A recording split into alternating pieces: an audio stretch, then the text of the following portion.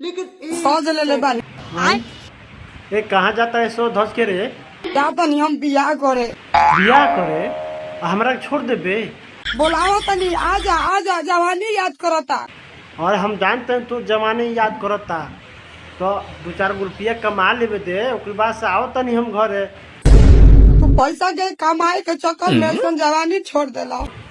हम छोड़ता नहीं कि ते हमरा के छोड़ता नहीं। हाँ तो जा कमा पैसे में तार जवानी भरी मेरा रू थोना भरी बियाह गगे जीवन बर्बाद कर देला बहुत रू तू।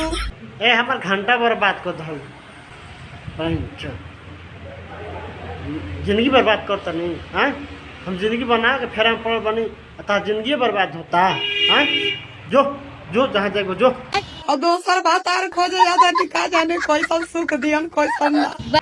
दूसर बियाह कर जाता ले आ कहीं पियत होई तब कोई पियत होई तो मारी तो भाई तो गाल फाड़ जाएंगे दादा।